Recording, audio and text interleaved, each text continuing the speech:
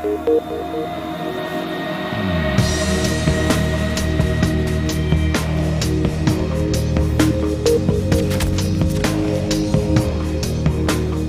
Division is an online, loot-driven RPG cleverly disguised as a third-person shooter set in the grim aftermath of a biological attack on New York City.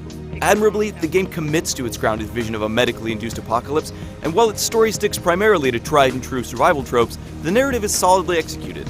Key moments receive full cutscenes, and in between, constant radio banter means you always know exactly what you're doing and why. That alone goes a long way towards making your actions feel meaningful. Plus, its desolate, haunting recreation of Midtown Manhattan might be the most impressive urban world map outside of a Rockstar game, with dense urban environments that seem painstakingly assembled rather than cut and pasted into place. The variety and authenticity of the world invite exploration just like the streets of San Andreas. Sadly, the predictable AI isn't quite as impressive. No matter who you're up against, you know exactly how each enemy is going to come at you, which can make certain lower-stakes gunfights feel like a chore. Some of the basic gameplay mechanics are slightly sloppy as well.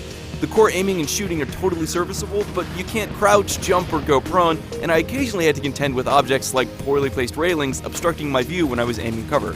Though some of the Division's mechanics stumble, others work extremely well. Being able to equip any unlocked perk on the fly, for example, turns the game's extensive skill trees into flexible strategic options. The active abilities in particular, which include seeker mines, deployable cover, and a portable health station, add a distinctive signature to the moment-to-moment shooting. As a result, the Division's gameplay is generally fun and engaging in spite of the enemy AI. Sure, they're predictable, but when they're rushing you and sniping you and trying to blow you up all at once, you still have to dodge, aim, heal, and get back into cover regardless.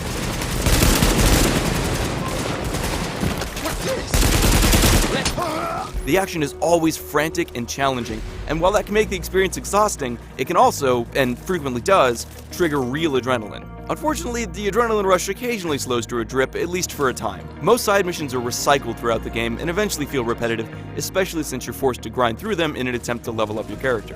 Thankfully, the larger campaign missions deliver an impressive variety of thrilling scenarios and carefully crafted environments. I experienced a healthy number of memorable gameplay moments and intense boss battles, and impressively, you can walk right into these missions from the hub world with zero loading. The Division also offers 4-player co-op throughout, but importantly, it remains fun even when you're flying solo. If you can pull together a full 4-man team though, the gameplay blossoms in unexpected ways. When you're able to revive downed teammates, cover multiple sightlines, set up flanks, and utilize a wider set of character perks, you realize both the level design and the enemy AI almost function better during the massive firefights that ensue. Not only does the gameplay become far more strategic, you finally feel truly unstoppable. If you're feeling a little less cooperative, you can also visit the Dark Zone, a massive, unstructured PvP area in the middle of the city where other players might help you conquer the AI, or they might backstab you and steal all the stuff you've collected. The tension of not knowing how an interaction will play out is truly unlike anything you'll find in a modern shooter, and the significance of loot back in the main game makes the stakes in the Dark Zone feel incredibly real. To be clear, loot is an integral part of the experience. Your chances of survival are heavily dictated by the gear you equip, so be prepared to spend plenty of time in menus comparing the numerical attributes of knee pads and pistol holsters. That may sound dry to some, but honestly, loot compelled me to keep playing more than any other aspect. The Division is relentless, making you earn every kill. So when you stumble upon a new weapon with drastically increased stats, you feel a sudden surge of elation because you know you might finally have an edge over your damage-soaking enemies. I only wish those moments had cropped up more often. Put simply, the Division is stingy when it comes to gear and XP. It still manages to feel plenty rewarding as you progress, but a slightly kinder XP system and an extra layer of gear rarity may have gone a long way to alleviate the frustration and fatigue I experienced.